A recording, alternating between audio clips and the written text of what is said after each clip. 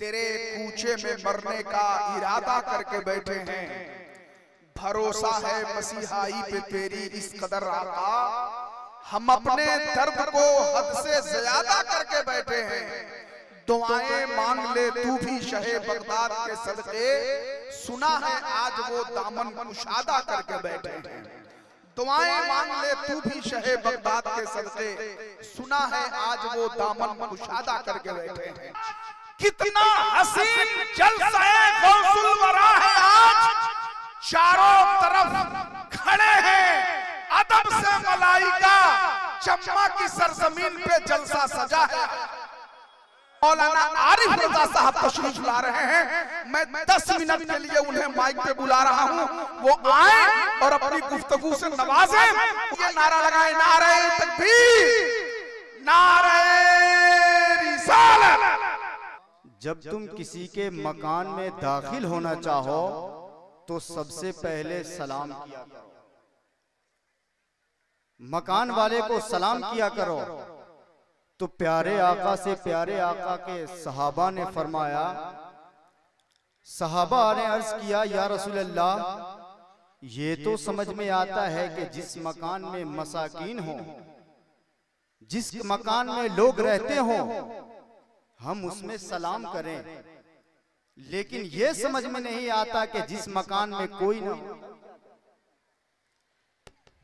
जिस मकान में कोई ना हो तब क्या करें। तो प्यारे आका फरमाते हैं, ओ सहाबा, जब किसी भी मकान में कोई ना हो और तुम उसमें दाखिल होना चाहो फिर भी सलाम किया करो, इसलिए कि किसी मकान में जब घर वाले होते हैं तो तुम्हारे सलाम का जवाब उस घर वाले दिया करते हैं, और जिस मकान में कोई नहीं होता है उसमें मैं रहा करता हूं, तुम्हारे सलाम का जवाब मैं। क्या बात है, वाह वाह वाह वाह वाह। बस इसी ज़ाब्ते और कानून क्या कहने, सुभान अल्लाह, बहुत अच्छा। मैं आप तमामी हजरात स्टेज पर तशरीफ फरमा, उलमाए किराम, शोहराए इस्लाम, बाहर से तशरीफ लाए हुए मेहमान, तमाम सामीन बज़्म, पर्दा नशी ख़वातीन इस्लाम, सभी को मैं सलाम करता हूँ। मेरे सलाम करने की गवाही आप दें, आपके जवाब देने की गवाही वो फरिश्ते दें जो इस महफिल नूर में हाजिर हैं।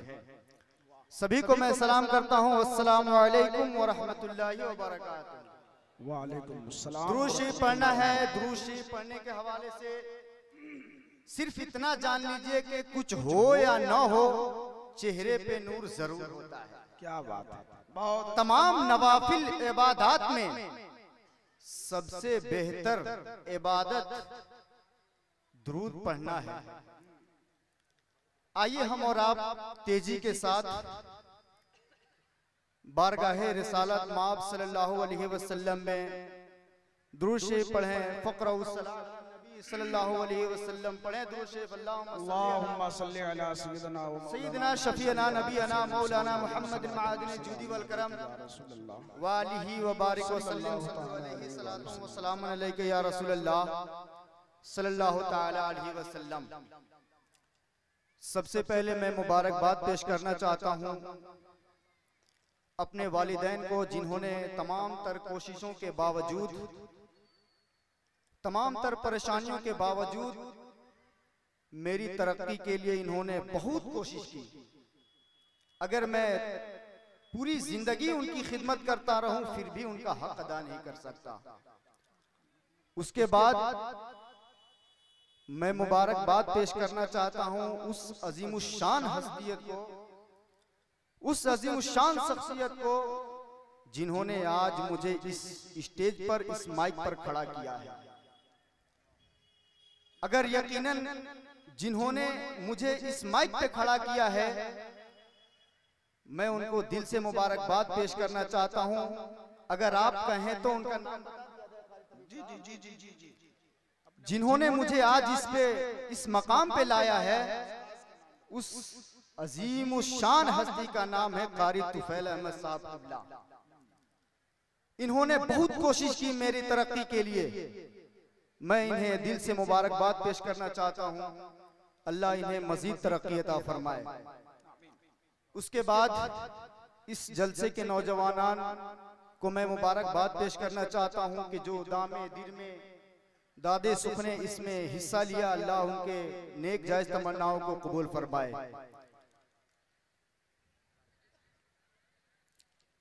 स्टेज पर तशरीफ फरमा हिंदुस्तान की वो अजीमुशान शख्सियतें मौजूद हैं जिनके दम कदम से आज घर से लेकर पूरे हिंदुस्तान के गली कूचों में सुन्नियत के चिराग जल रहे हैं। नकीब अहले सुन्नत कारी तबीब आलम साहब किबला मौजूद हैं और दिगर तमाम शोरा, खुतबा और तमाम इलाकाई उलमाए किराम मौजूद हैं। आप इनके चेहरे की ज़ियारत करें और तेजी के साथ आगे बढ़ने की कोशिश कर रहा हूं। यकीनन मैं आपको बताना चाहता हूं हजरत कि अगर आपने इस जलसे के इश्तिहार को पढ़ा होगा तो आपने ये देखा होगा कि इस जलसे को किनके नाम से मंसूब किया गया है, इस जलसे को किनके नाम से सजाया गया है, किनके नाम से इस जलसे को मनाया जा रहा है। अगर आप चाहें तो उनका नाम बता दिया जाए।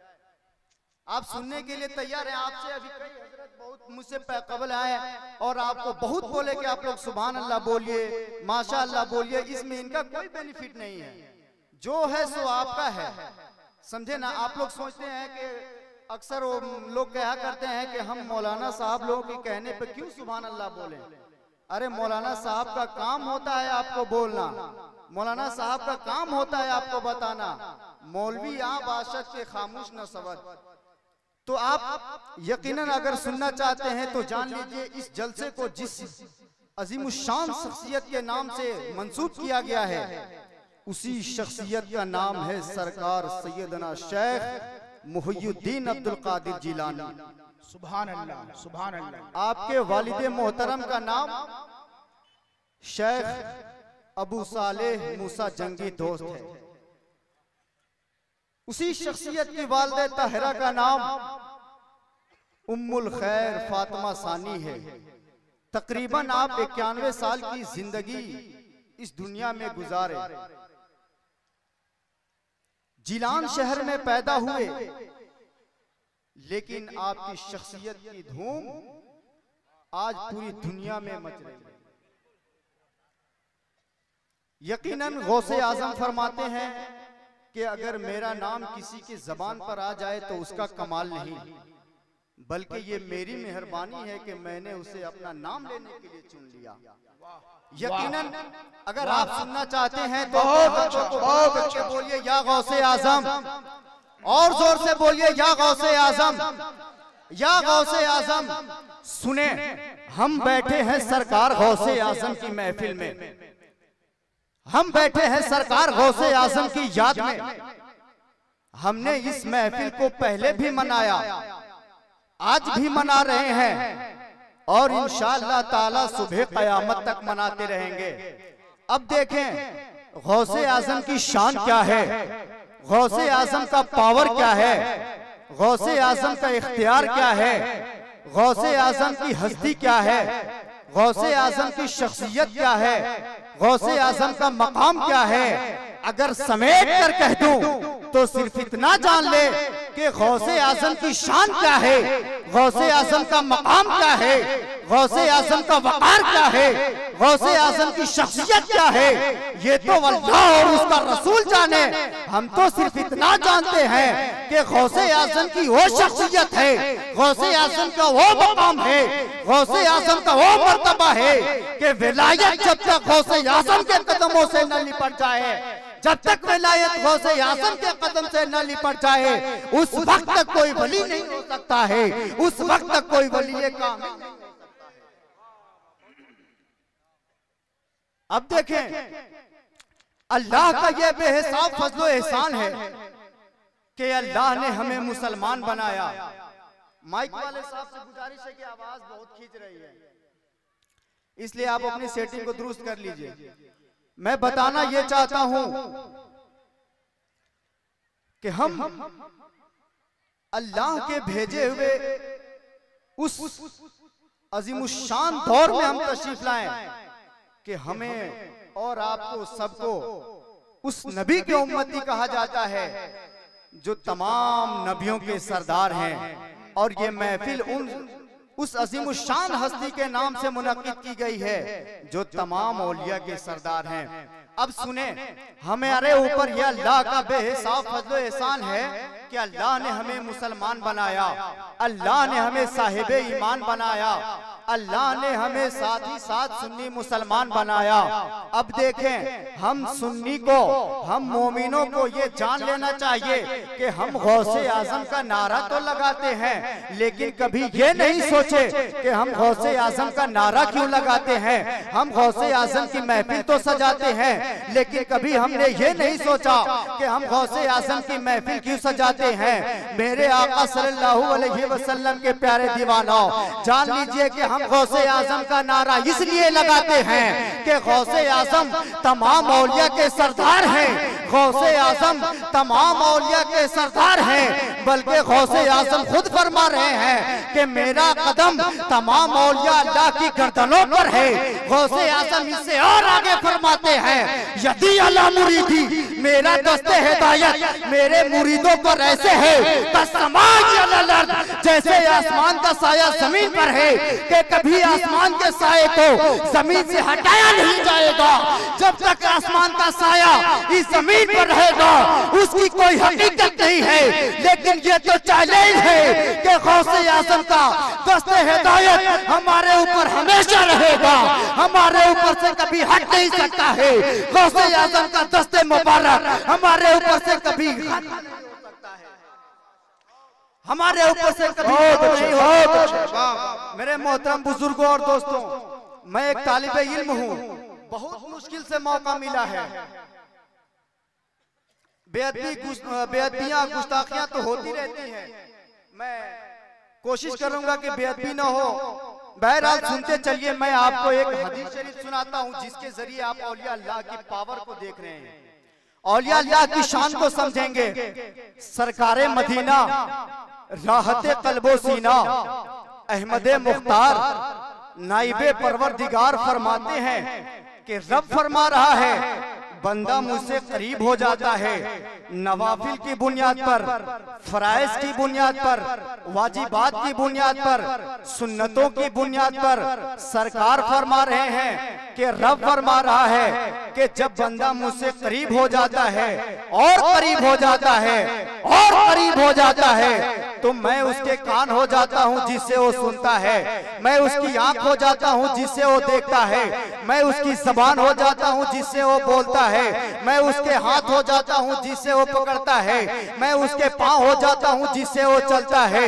लेकिन विलायत के बढ़कर एक और ऊपर दर्जा है, विलायत का एक और दर्जा है, इसकी एक और सीढ़ी है।